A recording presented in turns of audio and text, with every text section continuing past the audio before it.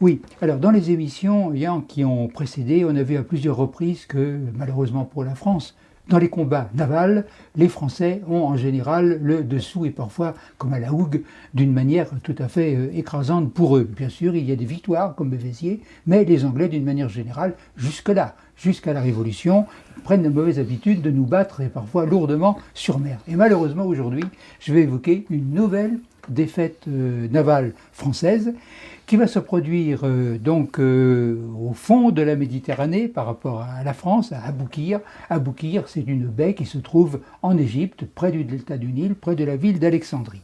Alors, pourquoi une bataille navale entre la France et l'Angleterre? On s'étonne évidemment, on peut s'étonner de la localisation de cette bataille navale. Alors, ça s'explique aisément. Ça s'explique par une expression, l'expédition d'Égypte. Tout le monde connaît, au moins de réputation, l'expédition d'Égypte dirigée par Bonaparte, la bataille des pyramides, du haut de ces pyramides, 40 siècles, etc. Bon, et c'est dans le contexte de l'expédition d'Égypte qu'il va y avoir un affrontement majeur entre la flotte anglaise et la flotte française. Alors, il faut évoquer cette expédition d'Égypte, que sinon on ne connaît pas. Alors, l'expédition d'Égypte, c'est une expédition qui est montée par la France en direction de l'Égypte. L'Égypte, qui, à cette époque-là, n'est pas un État indépendant, qui fait partie de l'Empire ottoman. Mais l'Empire ottoman, nous sommes à la fin du XVIIIe siècle, l'Empire ottoman est déjà faible. Bon, par conséquent, il n'est pas un adversaire bien important. Les Français veulent s'implanter en Égypte. Pourquoi? Eh bien, tout simplement parce que l'Égypte, ça représente évidemment un grand passé, l'aube de l'humanité, une grande civilisation. Et en plus, l'Égypte, à l'époque comme maintenant, occupe une position stratégique entre la Méditerranée, la mer Rouge et l'océan Indien. Le canal de Suez n'est pas percé, bien entendu, mais pour les Anglais, il y a ce hiatus évidemment du canal de Suez, mais c'est la route, les Anglais sont en train de se constituer un empire important aux Indes, on le sait, et donc le passage par l'isthme de Suez, même s'il n'y a pas le canal, c'est un passage qui est l'itinéraire le plus court entre l'Europe occidentale, donc l'Angleterre, et puis l'Inde. Bien. Alors donc, importance stratégique de l'Égypte. Alors voilà pourquoi le directoire qui dirige la France, après donc bien sûr la Convention, le directoire, un gouvernement partagé qui n'a pas un tonus tout à fait extraordinaire, voit une expédition en Égypte. Pourquoi? Eh bien, tout simplement parce que d'abord, effectivement, que les Français aillent s'implanter en Égypte, c'est intéressant en soi, pour des raisons donc stratégiques, économiques, culturelles, etc. Mais surtout, aussi et surtout, le directoire, à cette époque-là, voyez-vous, en 98, est très ennuyé par la popularité naissante extraordinaire d'un jeune général que nous connaissons bien, Napoléon Bonaparte, qui vient de se couvrir de gloire dans l'expédition d'Italie, Lodi, Arcole, Rivoli, tout le monde connaît ça. Il a une popularité extraordinaire et les directeurs, comme il n'y a pas de personnalité marquante dans le directoire, le nom dit bien ce qu'il veut, c'est un pouvoir collectif faible, les directeurs ont très peur des ambitions de Napoléon Bonaparte. Et par conséquent, comme ils savent que Napoléon Bonaparte, homme très cultivé, est intéressé par l'Égypte, il lui donne et il accepte le commandement de cette expédition, voyez-vous, en pensant s'en débarrasser. Pendant qu'il sera en Égypte, le temps qu'il y aille, qu'il fasse le nécessaire là-bas et qu'il revienne, pendant ce temps-là, le directoire en France sera tranquille. Alors donc, embarrassé par la popularité de Bonaparte, le directoire expédie donc ce Bonaparte en Égypte. Alors, en mai 98, après un gros travail de préparation, une gigantesque armada se réunit, alors principalement dans le port de Toulon et autour du port de Toulon, une gigantesque armada qui est commandée par Bonaparte. Bonaparte, il est le chef reconnu, il n'y a aucun problème, c'est lui le patron de cette expédition. Alors cette expédition, elle comprend non pas 10, 20, 30, 40 navires, elle comprend 400 navires. Wow. 400 navires, oui, mais alors, dont seulement, mais c'est déjà beaucoup, 27 navires de guerre. Donc c'est une flotte de guerre importante qui est là pour protéger le reste, la grosse masse des bateaux. Pourquoi autant de bateaux? Eh bien tout simplement parce qu'on sait qu'il y a des œuvres d'art susceptibles d'être ramenées d'Égypte, et puis surtout, on sait qu'attention, l'Égypte, c'est un pays qui va se défendre. Il y a des troupes ottomanes, les Mamelouks, etc., qui sont plus ou moins en bisbille avec les Ottomans, mais Ottomans, naturellement Mamelouks d'Égypte, ne voit pas du tout ce que les Français viennent faire là. Donc on s'attend à ce qu'il y ait de la résistance. Alors donc, il y a un corps expéditionnaire qui comporte environ 40 000 soldats. Il y a 40 000 soldats dans ces 400 navires. Énormément de provisions, évidemment, pour cette expédition, parce que d'abord, c'est que ça sera difficile de bien se nourrir. Donc 400 navires, dont 27 de guerre, avec 10 000 marins français, 10 000 marins, bon, et puis 40 000 soldats. Et ce qui est tout à fait typique, c'est que si on fait le compte dans cette expédition des savants, des cartographes, des dessinateurs, la photo n'existe pas encore, des géomètres embarqués, on arrive au chiffre de 150. Donc ces 150 spécialistes, vous voyez pourquoi ils sont embarqués, pour évidemment obtenir le plus de renseignements possible sur l'Égypte et puis en faire profiter ensuite la France. Alors, le voyage aller, ça va être un jeu de cache-cache. C'est-à-dire, même maintenant, on a du mal à comprendre comment la flotte anglaise, qui était commandée pourtant par un certain Nelson, l'amiral Nelson, Horatio Nelson, qui va s'illustrer plus tard et qui est déjà reconnu pour sa valeur, on se demande comment il n'a pas pu intercepter la flotte française. Parce que 400 navires qui partent de Toulon et qui traversent toute la Méditerranée, ça devait se voir, mais à l'époque, il n'y avait pas le radar, etc. Ouais. Alors, un peu par miracle, la flotte française, voyez-vous, échappe aux Anglais de Nelson et il y a le débarquement. Le débarquement à Alexandrie, un très grand port à l'époque, bon, très bien.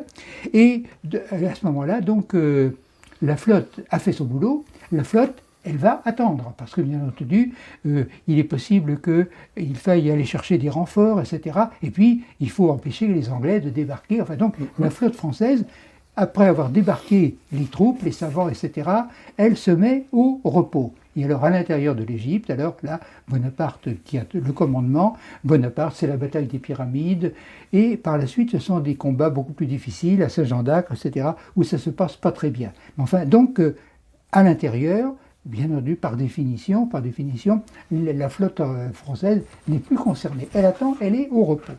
Et où est-elle au repos ? Elle est au repos près d'Alexandrie, dans une baie. Et les bateaux, au lieu d'être disposés, c'est une erreur qui a déjà été faite, souvenez-vous de la bataille de l'Écluse, au début des 200 ans, les bateaux sont très très mal disposés. Au fond de cette baie, ils sont comme dans une nasse. Ils ne peuvent absolument pas manœuvrer. Alors vous pensez bien que Nelson, qui était furieux avec sa flotte d'avoir laissé échapper la flotte française, eh bien Nelson arrive, constate évidemment que la flotte française est là, au repos, et il va essayer de lui régler son compte. Alors, à ce moment-là, si on prend les navires de guerre qui vont se battre les uns contre les autres, on peut noter que la flotte anglaise et la flotte française ont à peu près le même nombre de navires, une quinzaine, mais de grands navires de guerre, hein, des navires à plusieurs ponts, avec des dizaines et parfois plus d'une centaine de canons. Alors donc, les Français et les Anglais, en apparence, en ce qui concerne le nombre de bateaux, sont à peu près à armes égales. Et alors, inévitablement, Nelson n'attend pas, et alors que la victoire des Pyramides a déjà été célébrée en France le 21 juillet, quand elle a été connue, il y a l'allégresse en France, renforcement du prestige de Bonaparte, mais quelques jours après, le 2 août, c'est la catastrophe. Et là, on fait beaucoup moins de bruit sur cette catastrophe en France. De quoi s'agit-il ? Eh bien, Nelson a attaqué et il a remporté une victoire absolument totale. La flotte française, en effet, elle est complètement anéantie. Les 15 bateaux sont incendiés, pris d'assaut, etc. Comme le littoral est tout près, un certain nombre de marins réussissent à se sauver sur terre. Bon, mais enfin, il y a des pertes tout à fait considérables. C'est une victoire anglaise totale. Là, c'est un véritable écrasement de cette flotte française. Alors, on peut se demander pourquoi, puisqu'au départ, les deux flottes étaient à peu près de la même importance. Et bien d'abord, énorme différence dans le commandement. L'amiral français, Bruet, c'est quelqu'un de valeur, mais qui est complètement surclassé par les qualités de commandement et d'animation par l'amiral anglais, Horatio Nelson. Bon, Bruet ne fait pas le poids devant Nelson. Les navires anglais sont, là, on l'a déjà dit, sont plus jeunes que les navires français, et surtout, ils sont mieux commandés. C'est-à-dire qu'il y a une tradition d'excellence du commandement dans la Royal Navy, hein, alors qu'en France, s'il y a eu, on l'a dit récemment, s'il y a eu à un moment donné un très bon commandement, ce commandement avait été complètement dévasté par la Révolution, et les officiers qui étaient parfois improvisés. Parfois on était officier, vous voyez, ayant à cette période, officier de marine, sur Terre c'était pareil, non pas parce qu'on savait commander les bateaux, mais parce qu'on était un ardent révolutionnaire. révolutionnaire. Oui, ce n'était évidemment pas une garantie. Donc des navires anglais plus jeunes qui sont mieux commandés. Et les équipages en France, dans les navires français, sont de moindre valeur. On l'avait déjà signalé pour la bataille d'Ouessant, mais là, il se trouve que vraiment, les années ont passé et les équipages, il n'y a plus de discipline, chacun veut commander, voyez-vous, c'est la pagaille et par conséquent, c'est l'inefficacité. Et alors en plus, quand les Anglais attaquent, les Anglais sont au large, ils peuvent manœuvrer, les Français sont les uns contre les autres dans une véritable nasse, ils ne peuvent pas manœuvrer.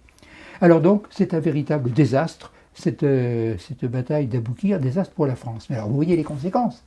Les conséquences stratégiques sont considérables, parce que cette armée française, ces 40 000 hommes, les savants, etc., qui sont en Égypte, ne peuvent plus rentrer en France, puisque la flotte qui était censée, à un moment donné, les ramener, a été anéantie. Et les Anglais continuent de surveiller, voyez-vous, au cas où.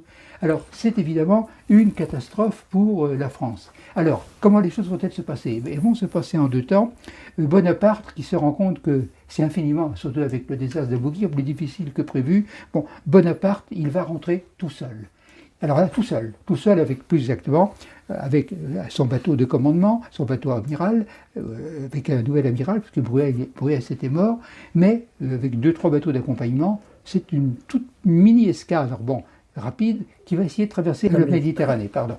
Bien entendu, les Anglais se rendent compte trop tard de ce qui se passe, et ils vont essayer d'intercepter, et ils ne vont pas réussir. Alors de nouveau, nouvelle partie de cache-cache, avec beaucoup moins de navires français, infiniment moins, et Napoléon gagne cette partie de cache-cache. Alors donc, Bonaparte rentre seul. Alors évidemment, il n'avait pas abandonné son armée, il l'avait laissé sous le commandement du général Kléber, qui était un général de très grande valeur, mais qui va être assassiné. Alors, les savants, les dessinateurs, les égyptologues font un énorme travail, mais la pression est tellement forte, les Ottomans se reprennent, puis les Anglais les soutiennent. Bon, finalement, la France va devoir abandonner. Mais elle va abandonner avec les honneurs et va avoir de la chance. Pourquoi? Parce qu'en 1802, il y a la paix d'Amiens. La paix d'Amiens, c'est la paix entre donc la France et l'Angleterre. Et dans le contexte général, grâce aux victoires de Napoléon sur le continent européen, les coalisés, dont les Anglais, étaient en situation d'infériorité. Et tenez-vous bien, ça paraîtrait inconcevable maintenant, eh bien, grâce à la paix d'Amiens, le corps expéditionnaire français d'Égypte, les savants, les dessinateurs, les égyptologues, ils sont tous embarqués et ramenés en France. Voilà le sort de la campagne d'Égypte. Et voyez-vous, il est bien évident que le désastre d'Aboukir a fortement conditionné l'évolution de cette campagne d'Égypte dont on parlera longtemps.